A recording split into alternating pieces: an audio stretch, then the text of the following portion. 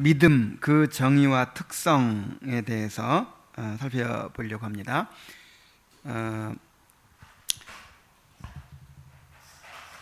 예수 그리스도께서 이제 구원을 이루셨죠. 우리의 구원을 이루셨는데 그 구원을 성령님께서 우리에게 적용하시죠. 그런데 성령님께서 우리의 구원을 적용하실 때 우리를 먼저 거듭나게 하시고 우리 영혼을 깨우시고 그 다음에 우리 안에 믿음을 일으키셔서 그 믿음을 통해서 그리스도와 연합하게 하십니다. 그리고 그리스도께서 이루신 모든 구원의 유익들을 이제 다 누리게 하시는 것이죠. 그래서 그 믿음이 이제 굉장히 좀 중요합니다. 그런데 어떤 것이 올바른 믿음인가, 또 내가 과연 올바른 구원의 믿음을 가지고 있는가, 이것을 확인하는 게 참 쉽지 않아요. 왜냐하면 이 믿음이라고 하는 것은 성령께서 우리 안에 이루시는 주관적인 역사이기 때문에, 객관적으로 이루어진 구원은 예수님께서 십자가에 달려 죽으시고 부활하시고 이것은 누구나 인정하기 쉽잖아요, 하나님을 믿는 사람이라면. 그런데 그것이 우리 안에 이렇게 주관적으로 적용이 되는 것에 대해서는 참 확인하기가 어려운 문제예요. 특히 이 믿음에 대해서는 너무나도 많은 오해가 있습니다. 많은 사람들이 이 믿음을 인간의 선택과 의지의 문제라고 생각을 해요. 이것이 오늘날 아마 가장 큰 오해일 거라고 생각을 해요. 하나님께서 모든 것을 다 베풀어 주셨어요. 은혜를 주셨어요. 예수 그리스도를 통해서 우리의 모든 죄를 다 해결해 놓으시고 우리의 구원을 다 이뤄 놓으셨어요. 그러니까 이제는 공이 우리한테 넘어왔다는 거예요. 이제 누가 반응해야 돼요? 우리가 그것을 받아들이느냐 안 받아들이느냐, 여기에 달렸다는 거예요. 자, 이렇게 되면 어떻게 됩니까? 이렇게 되면 믿음이 우리의 선택의 문제가 돼버리고, 그 다음에 우리가 구원에 참여하는 것이 돼요. 구원을 이루는 일에 참여하는 것이 되죠. 마지막 한 단계만 남았는데 그것이 바로 누구한테 달려있다고요? 우리한테 달려있다, 나한테 달려있다. 그러니까 나도 0.001%라도 구원에 참여하는 것이 되잖아요. 그리고 이 믿음이 공로가 돼요. 공로. 그 알미니안주의에서는 믿음이 이렇게 공로가 됩니다. 그러나 이 성경에서는 믿음이 절대로 인간에게 나는 것으로 보지 않아요. 믿음은 성령께서 우리 영혼 안에 일으키시는 구원의 은혜예요. 구원에 속한 은혜예요.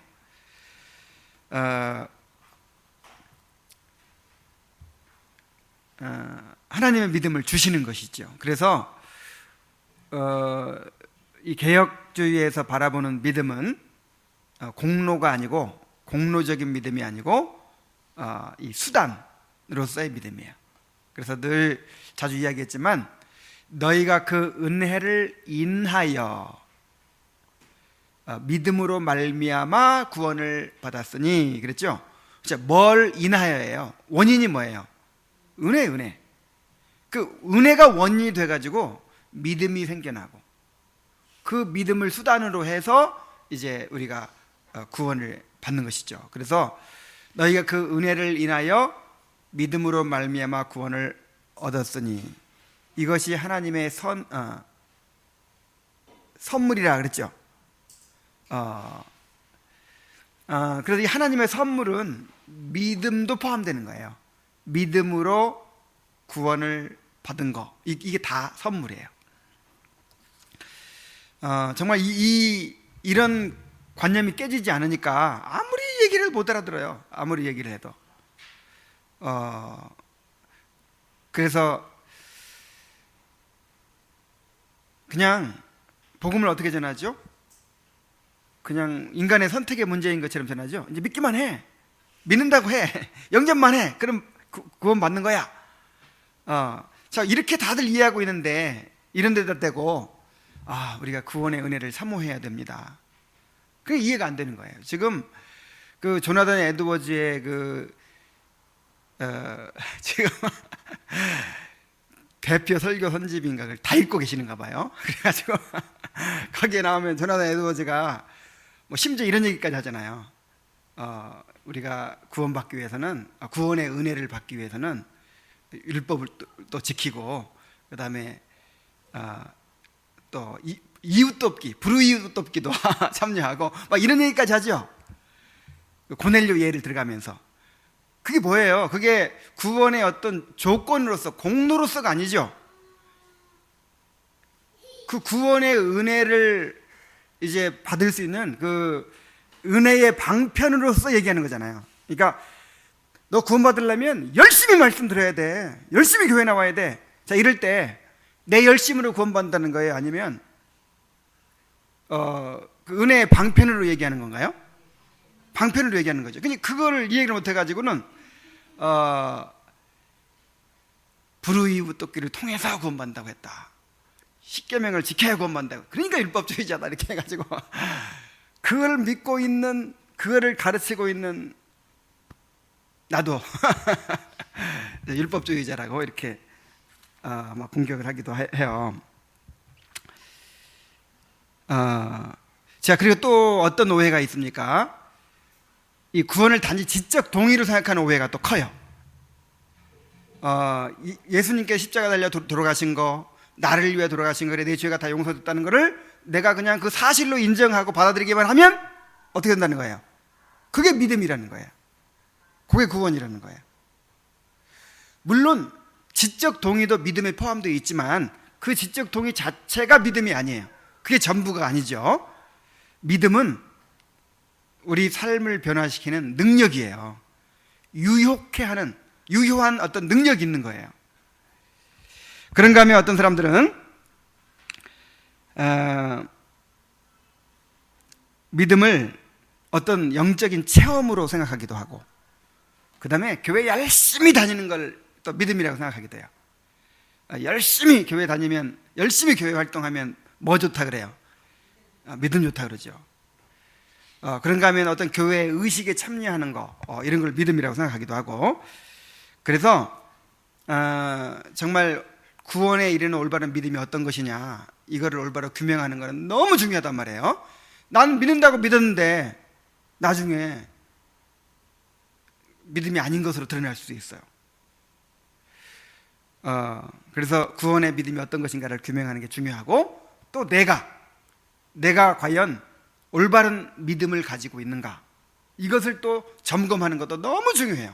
그래서 고린도후서 13장 5절에 너희가 믿음에 있는가 너희 자신을 시험하고 너희 자신을 확증하라. 자, 이것은 누구한테 말했다고요? 교회 다니는 사람한테 말했어요? 안 믿는 사람한테 말했어요? 교회 다니는 사람들한테, 심지어 은사까지 받고 열심히 있는 사람들한테 너희가 제대로 믿고 있는가 너희 자신을 시험하고 확증해라, 이렇게 얘기했어요. 근데 그 시험하고 확증하는 것이 쉬울까요? 어려울까요? 이거 쉽지 않다니까요. 이거 뭘 내가 뭐 뱃속을 열어서 볼 수도 없고, 이건 쉽지 않아요. 이거는 오랜 과정을 통해서 분명해지는 거예요. 그래서 칼빈도 이렇게 얘기를 합니다. 우리는 믿음의 참된 성격이 어떤 것인지를 아주 조심스럽게, 또한 열정을 가지고 궁구하고 조사해야 할 것이다. 왜냐하면 오늘 바로 이 문제에 대해서 수많은 사람들이 아주 위험스럽게 현혹되어 있기 때문이다. 대개의 사람들은 이 믿음이라는 단어를 들을 때에 복음 역사에 대해 그저 일반적으로 동의하는 것 이상으로 깊게 이해하지를 못하고 있다. 이렇게 얘기를 했어요. 뭐 오늘날처럼 그 당시에도 그렇게 믿음에 대한 오해가 많았던 것 같아요. 자, 이제 한번 본문으로 들어가서 믿음이 어떤 것인지를 살펴보도록 합시다. 믿음의 대상은 그리스도이심 그랬죠. 첫 번째 단락, 믿음의 대상은 그리스도이심. 누구를 믿는 거죠? 그리스도를 믿는 것이죠. 물론 이제 또 하나님을 믿는다고도 하죠. 하나님을 믿는데 그리스도를 통해서 믿는 것이죠. 그래서 그리스도를 믿는 것이라고 할 수 있어요. 그런데 성령께서 우리를 그리스도와 연합시키시는 끈이 되신다 그랬어요. 성령께서 우리 안에 오셔서 우리를 거듭나게 하시고 우리 안에 믿음을 일으키셔서 그리스도와 이렇게 연합되게 하시기 때문에, 그리스도에게 접붙여지게 하시기 때문에 이제 성령을 그리스도와 연합시키는 끈이라고 이렇게 이야기를 하는 것입니다. 우리는 예수 그리스도가 우리의 유일한 구속자임을 믿음으로 천국을 소유하게 되는데, 우리는 성령님의 이끄심으로만 그리스도를 찾을 수 있다 하는 거예요. 자, 믿음의 대상은 그리스도인데, 그 믿음의 대상인 그리스도를 믿는 믿음을 갖게 하고, 또 그리스도와 연합시키시는 분이 누구라고요? 성령님. 그 믿음은 성령의 역사로만 일어나는 거예요. 자, 두 번째 단락 봅시다. 믿음에는 지식이 포함됨. 스콜라 신학의 소위 맹목적 믿음의 개념이 참된 교의를 흐리게 함 그랬죠. 자, 믿음에는 지식이 포함된다.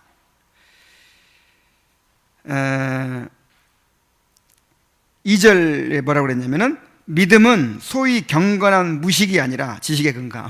그랬어요. 경건한 무식. 참 너무 잘 표현한 것 같아요. 정말 너무 경건한 것처럼 보이고 주님 사랑하는 것처럼 보이고, 그 다음에 교회 생활을 그렇게 열심히 하는데 뭐 하다고요? 무식해. 지식이 없어. 이 복음에 대한 지식이 없어.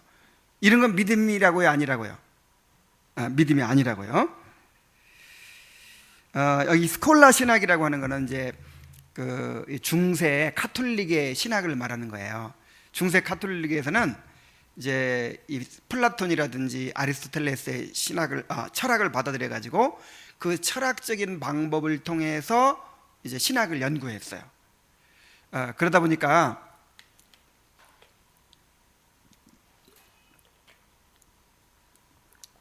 아주 사변적이고 그렇게 이론적인 그런 이론들을 너무 많이 발전시켰죠. 그런데 거기서 이제 이 스콜라 신학에서 이 맹목적인 믿음, 뭘 잘 몰라도 그냥 믿기만 하면 돼, 쉽게 얘기하면 이런 믿음의 개념을 만들어냈어요. 자, 그럴 수밖에 없는 게 당시 이제 로마 교회에서는 라틴어를 썼죠.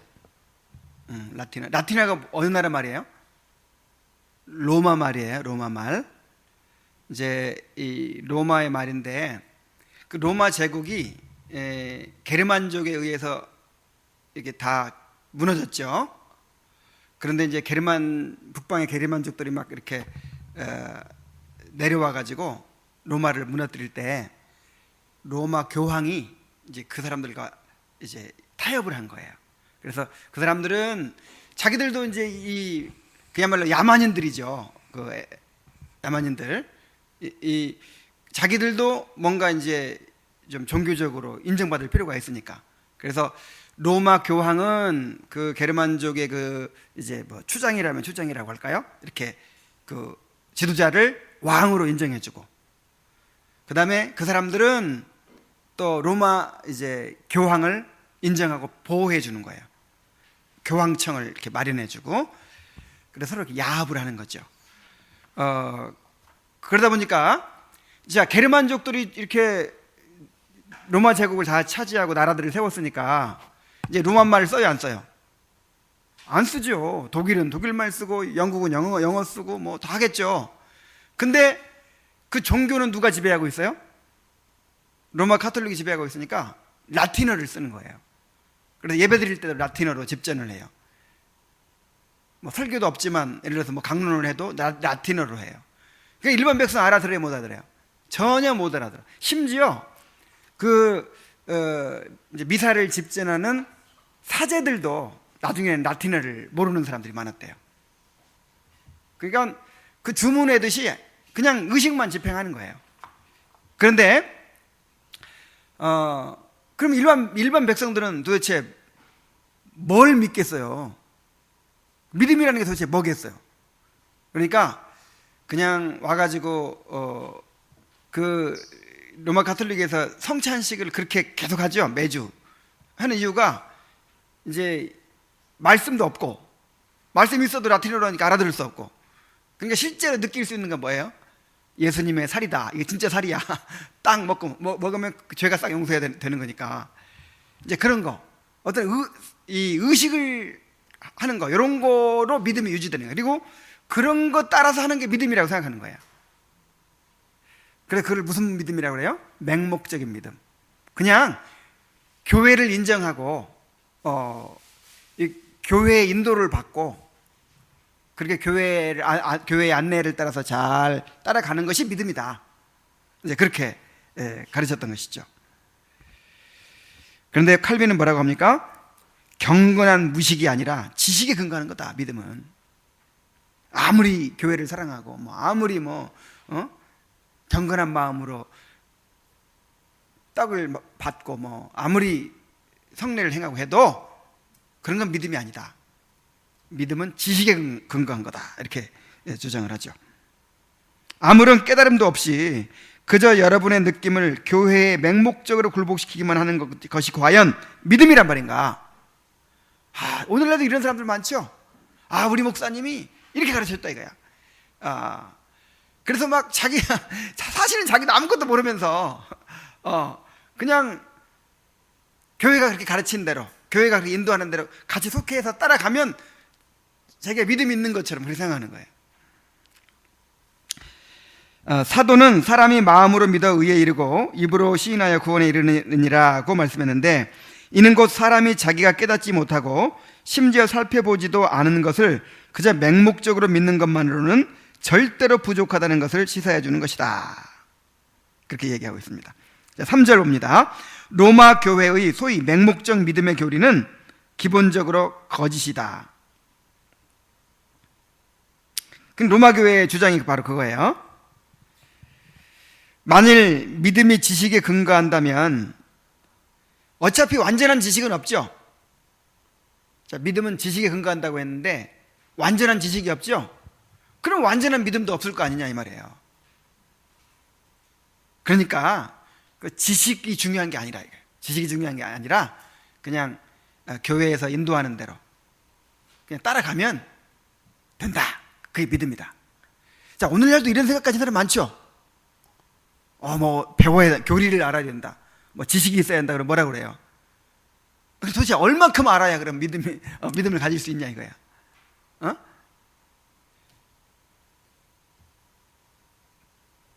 그러면서 이 지식을 무시하죠. 그러나 불완전하더라도 믿음은 지식에 근거를 해야 되는 것입니다. 자, 4절 봅시다. 바른 믿음이라도 항상 오류와 불신앙으로 둘러싸여 있다. 자, 지금 무슨 얘기 하려고 그러냐면 이 제자들의 믿음을 얘기하려고 해요. 그러니까 제자들의 믿음도 처음에는 약간 맹목적인 믿음이 있었거든요. 제자들뿐만 아니라 그렇게 예수님께 인정받은 사람들의 믿음도 처음에는 좀 맹목적인 것이었어요. 자, 이런 제자들의 믿음도 맹목적인 것이었는데 이 로마 가톨릭 안에서 그 가르치는 맹목적인 믿음과 어떤 차이가 있겠어요? 그거를 염두에 두고 한번 봅시다. 육체를 벗어버릴 때까지 바라는 만큼 이루지 못한다는 것을 우리는 일상의 경험을 통해서 깨닫게 된다. 그러니까 우리가 육체를 벗어버리기 전까지는 완전한 믿음을 가질 수 있다, 없다? 없다는 얘기죠. 완전한 지식도 가질 수 없다는 거죠. 그리고 날마다 성경을 읽는 가운데서도 의미가 분명치 않은 구절들을 계속 접하면서 우리의 무지를 체크하게 된다. 하나님께서는 이러한 굴레로 우리를 제어하시고 각자에게 자기의 믿음의 분량을 정해주시기 때문에 아무리 훌륭한 교사라 할지라도 더 배우고자 하는 자세를 가져야 하는 것이다. 야, 정말 놀라운 말씀이죠. 그러니까 하나님께서 그냥 내가 막 맘만 먹으면 막 믿음 다 가질 수 있는 게 아니라는 거야. 하나님께서 이렇게 우리의 믿음의 분량을 정해주시고 믿음을 조금씩 더해 주신다는 거야. 그러니까 우리는 어떻게 해야 한다고요? 열심히 배우려고 노력을 해야 한다. 열심히 배워야 된다고요.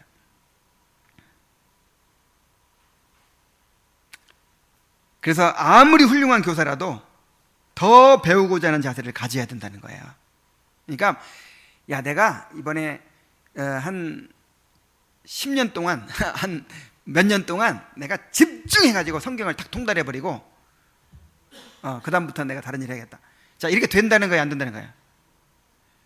하나님이 그냥 자기 마음대로 그냥 지식을 다 갖고 자기 마음대로 믿음을 완전히 다 가질 수 있도록, 그럼 누구한테 달린 거예요? 하나님께 달린 거예요? 나한테 달린 거예요?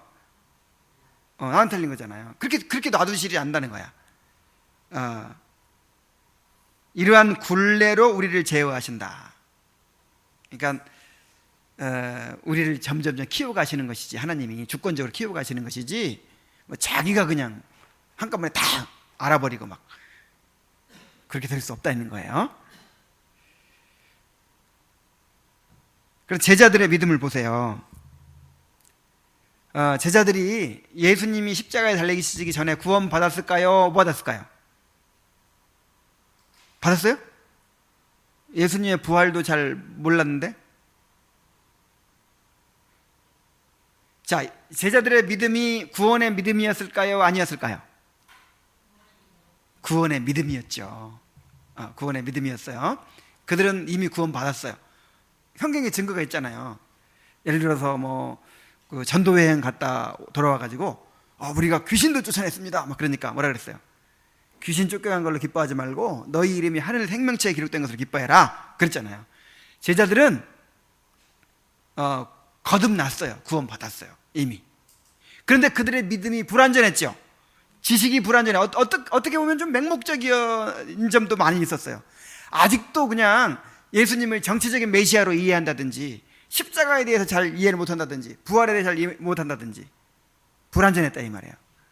그런데 예수님께서 십자가에 달려 죽으시고 부활하신 다음에 제자들의 믿음이 온전해졌어요. 성장하게 된 것이죠. 그래서 모든 사람에게는 불신앙이 언제나 믿음과 함께 섞여 있다라는 거예요.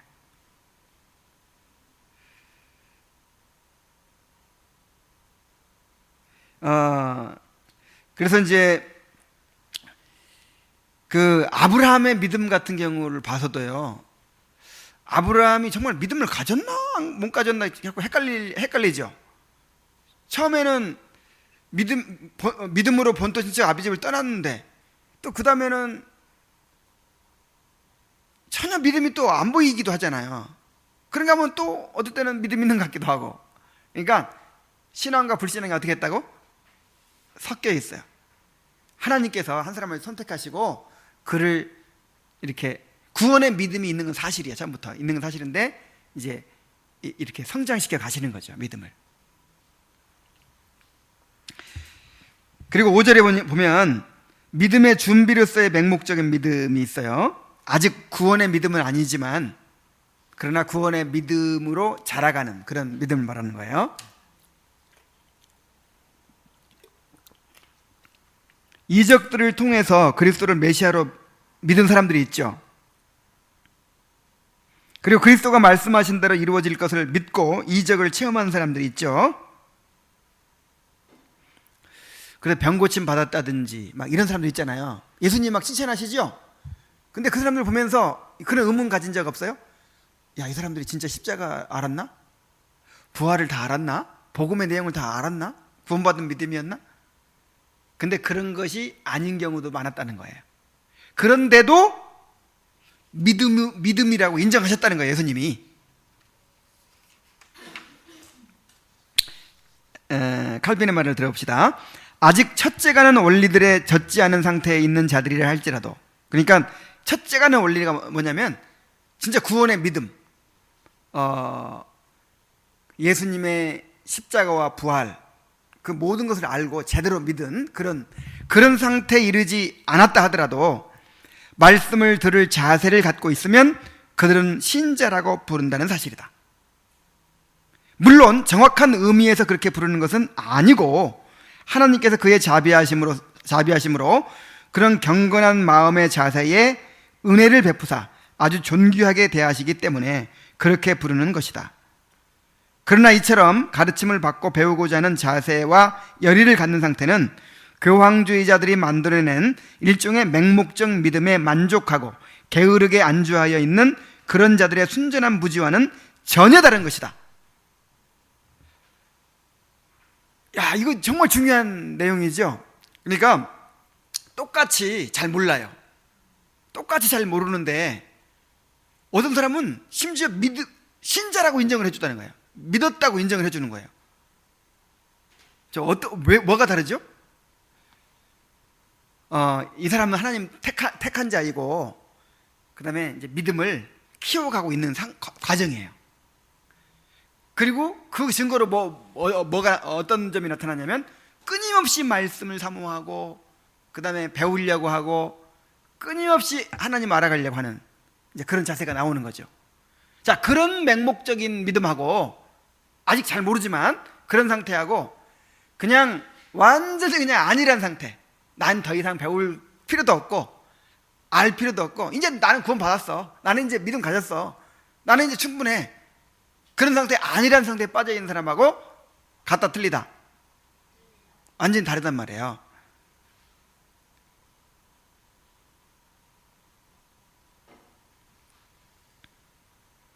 그래서 이제 예를 들어서 아브라함을 보면요, 아브라함이 언제 의롭다 하심 받았죠? 창세기 15장에서 13장에서 이제 그 롯이 떠나고 14장에서 전쟁을 하고 15장에서 이제 아브라함아 두려워 말라, 내가 너의 방패요 너의 지극히 상급이니라. 그러니까 아브라함이 나에게 도대체 뭘 주시려고 합니까? 나는 그냥 내 종이나 후사로 삼겠습니다. 그러니까 아니다, 네 종이 아니라 반드시 네 몸에서 난 아들이라야 네 후사가 될 것이다. 내 이것을 무엇을 알겠습니까? 그러니까 하나님께서 이제 하늘의 별을 보여주시고 네 자손이 저 별들처럼 많게 해줄 거다 이렇게 약속을 하니까 그때 아브라함이 믿었다는 거예요. 믿으니 의롭다고 여기셨다. 그럼 그때 믿은 것이고 그때 의롭다함 받은 거잖아요. 근데 그 전에 12장에서 의롭다함 받기 전에 아브라함이 믿음으로 갈 바를 알지 못하고 본토 친척 아비를 떠나갔다는 내용이 나오잖아요. 언제부터 믿음이에요? 그럼 그 전에 믿음은 뭐고 이때 믿음은 뭘까? 그래서 이제 하나님께서 보시기에는 이렇게 처음부터 택한 자고 처음부터 하나님의 백성이죠. 그래서 이제 점점 믿음을 키워 가시는 거죠. 그 과정 가운데 있는 거예요. 그러니까 처음에도 믿었다고 인정해 주는 거예요. 그리고 믿음이 있었으니까 또 떠날 수 있었고요. 자, 무슨 얘기인지 아시겠습니까?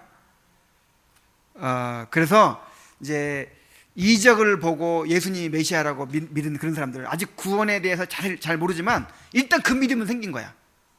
아, 이분이 하나님의 아들이구나, 이분이 메시아구나. 근데 아직 구원은 몰라. 그런데 뭐라고 그랬어요? 그를 준비시키는 믿음의 준비로서의 맹목적인 믿음이었다.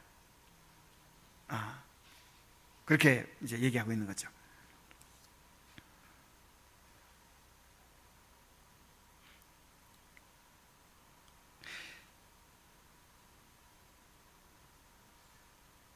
그래서 이제 계속 성장해 가는 거죠.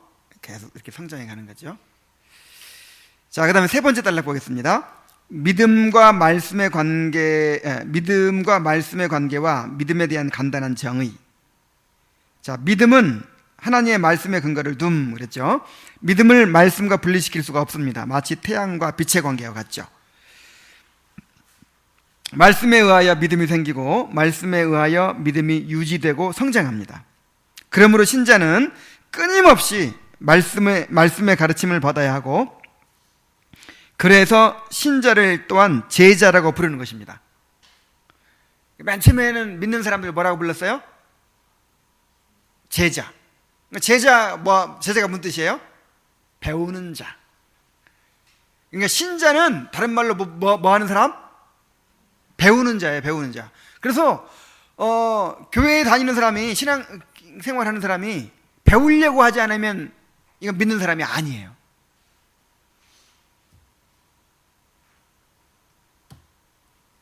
7절, 믿음은 그리스도 안에 있는 하나님의 은혜의 약속에서 생기남.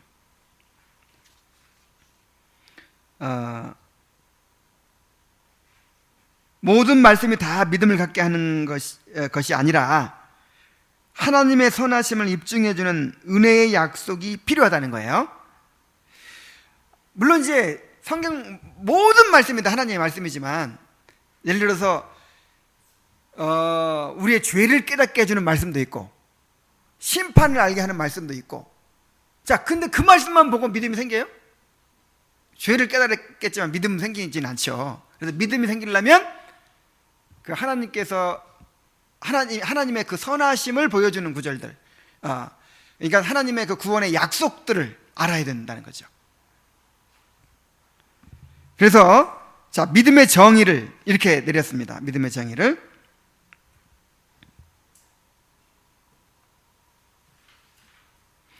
우리를 향하신 하나님의 선하심을 아는 확고하고도 분명한 지식으로서. 그러니까 믿음을 뭐라고 정의했어요? 지식으로 정의해요. 지식. 우리를 향한 하나님의 선하심. 이 선하심은 어떤 선하심일까요? 자, 우리를 이제 구원하시는 내용이죠. 우리를 어떻게 구원하시는지, 어떻게 우리의 구원을 이루셨는지를 이제 알게 되는 거예요. 우리를 향하신 하나님의 선하심을 아는 확고하고도 분명한 지식이다 그랬어요. 야, 칼빈은 믿음을 지식으로 정의를 해버렸습니다. 지식. 당시에 그렇게 맹목적인 믿음들이 너무 많으니까 아마 이것을 지식으로 이렇게 강조를 했던 것 같아요. 자, 지식은 지식인데 어떤 지식이냐? 그리스도 안에서 값없이 주신 약속의 진리에 근거하는 것이며, 자, 그리스도 안에서 값없이 주신 약속의 진리에 근거하는 지식이에요. 그러니까 복음을 알아야 된다는 거죠. 복음을 알고 그 복음에 근거해서 믿는 것이죠. 그 다음에 성령으로 말미암아 우리의 지성에 계시되고 우리의 마음에 인쳐진 것이다. 지식이라고 하니까 그러면 알기만 하면 되겠네, 그렇게 생각하는데 여기 가장 중요한 내용이 있는 거예요. 누구로 말미암아? 성령으로 말미암아 우리의 지성에 계시되고. 자, 이 계시된다는 게 뭐예요? 신적이고 영적인 빛. 신적 영적인 빛.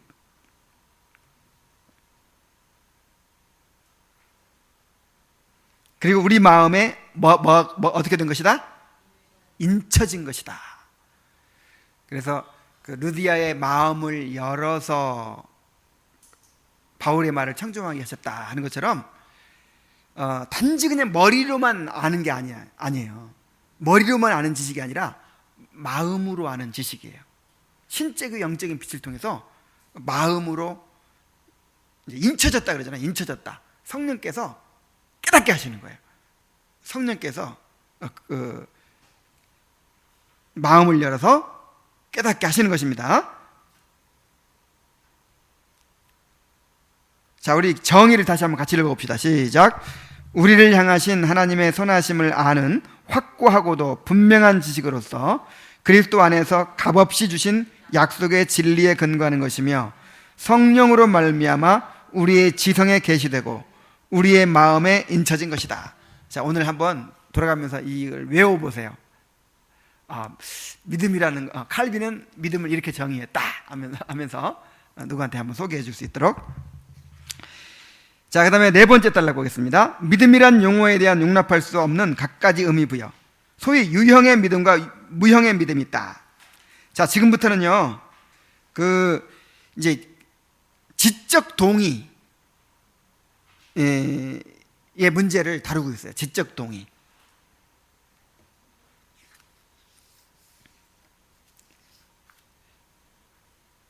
8절 보니까 소위 유형의 믿음과 무형의 믿음이라고 했죠.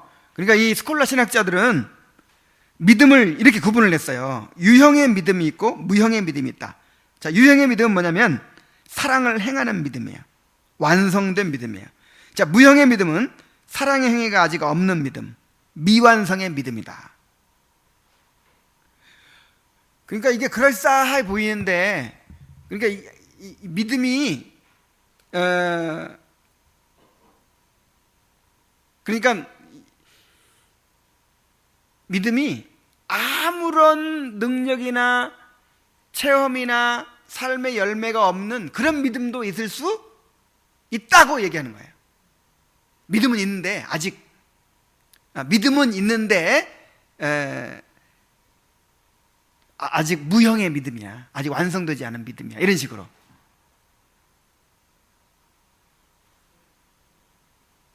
이건 별로 알 필요도 없어요. 그냥 이 믿음을 지적 동의로 만들어 버렸다는 거죠. 자, 칼빈이 이렇게 얘기합니다. 그렇게 떠들어대는 것을 보면 그들은 성령의 독특한 선물에 대해서는 한 번도 생각해 본 일도 없는 것이 분명한 것 같다. 믿는 일이 시작되었다는 사실 속에서는 이미 사람이 화목의 역사로 말미암아 하나님께 나아간다는 사실이 포함되어 있는 것이다. 오늘날도 이제 우리가 이런 얘기를 하잖아요. 정말 믿는 사람은 뭐가 있다? 열매가 있다. 자, 그런 얘기를 하면 뭐라 그래요? 행위주의자다, 율법주의다, 막 그래요. 나는 그런 얘기를 들을 때 바로 이 이야기를 하고 싶어요. 그렇게 떠들어대는 것을 보면 그들은 성령의 독특한 선물에 대해서는 한 번도 생각을 해본 적이 없는 것 같아요. 도대체. 그러니까 믿음은 성령의 선물이라니까? 믿음은 성령의 역사예요. 그래서 믿음은, 자, 칼빈이 이런 말을 했어요. 우리는 오직 믿음으로 구원받는다. 그러나 믿음은 결코 홀로 있지 않다. 믿음에는 반드시 성화가 따른다는 거죠. 그런데 야고보서에서 분명히 그랬잖아요. 산 믿음과 죽은 믿음. 그러니까 믿음이 두 종류가 있다, 그 뜻이 아니죠. 죽은 믿음은 믿음이 아니라는 뜻이죠. 믿음은 살아있는 건데 열매가 없으면 믿음이다, 아니다? 아니라는 거예요. 또 보세요. 그러나 이보다 훨씬 더 명백한 논거가 있다. 믿음은 아버지께서 보내주신 그리스도를 받아들이는 것이므로, 다시 말하면 그리스도께서는 의와 죄의 용서와 화평을 위해 우리에게 보내주셨을 뿐만 아니라, 이게 중요해요.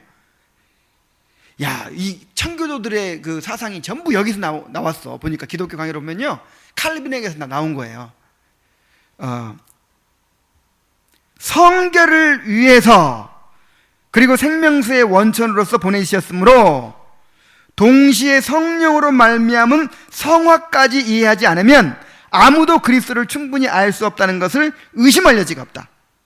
좀 더 쉽게 표현을 한다면 믿음은 그리스도를 아는 지식을 기초로 삼는다고 말할 수 있다. 그리고 그리스도의 영으로 말미암아 성화되지 않고는 그리스도를 알 수 없다. 그러므로 믿음은 경건한 성향에서 분리한다는 것은 결코 불가능한 일이다.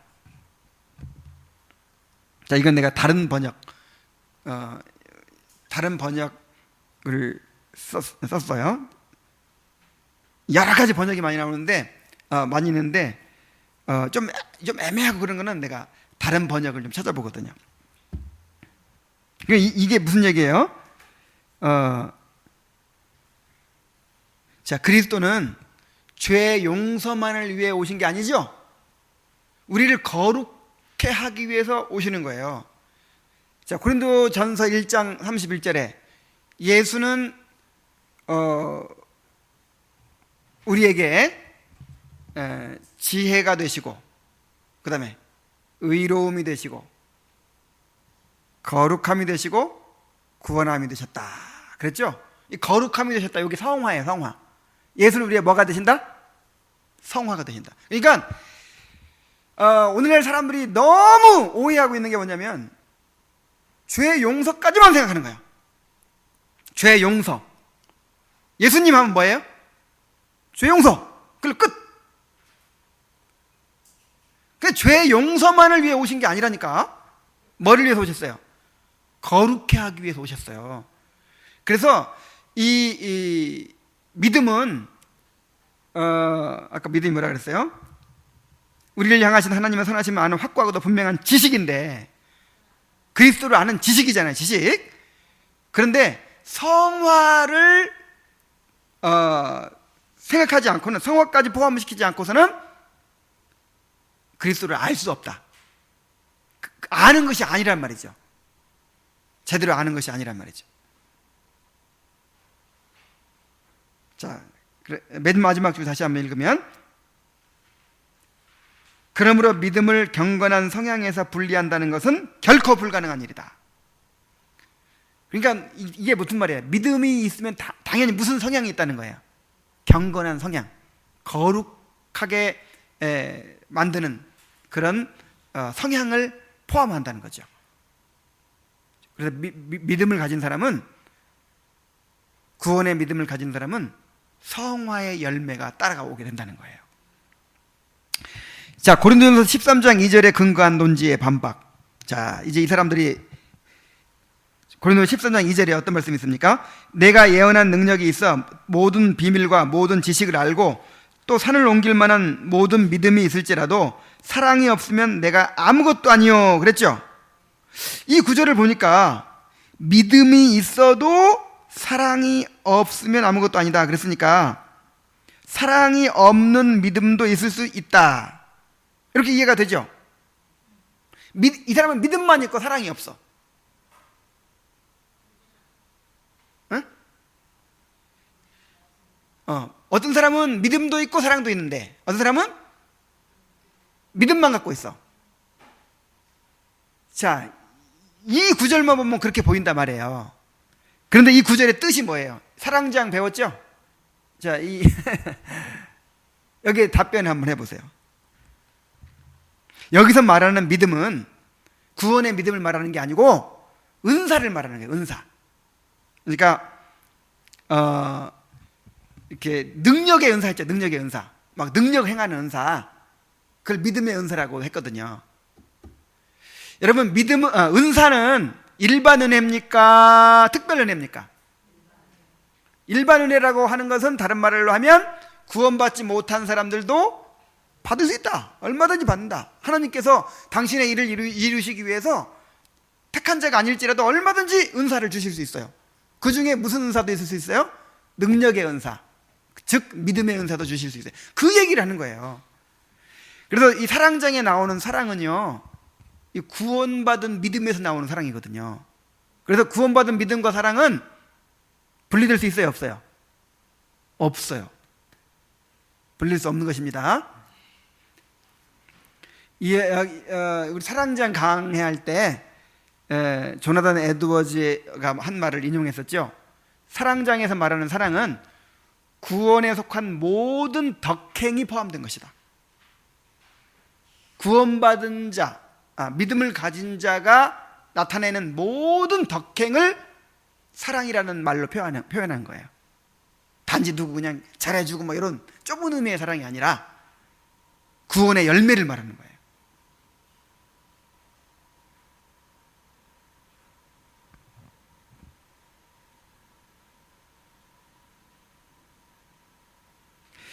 자, 오늘 여기까지만 합시다. 가만 있어봐. 이거 다 했나? 야, 이게 10절부터는 거짓 믿음에 대해서 나오거든요. 근데 이게 칼빈이 이렇게까지 내가 처음에 읽었을 때는 이렇게 깊이 못 봤던 것 같은데 그 청교도들의 그 위선자 사상, 그 유사 그리스도인 뭐 이런 거를 너무 자세하게 정확하게 얘기를 했더라고요. 그러니까 이 참믿음과 거짓 믿음은 너무 비슷하다는 거야. 이 조나단 에드워즈의 신앙 감정론은 못지않게 아주 그냥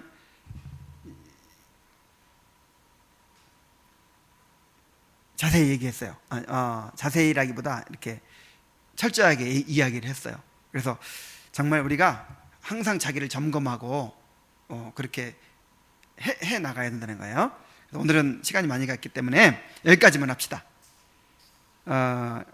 참믿음, 거짓 믿음에 대해서는 이제 다음 주에 계속 하도록 하겠습니다. 자, 그래서 오늘은 믿음의 정의만 잘 기억해 두세요.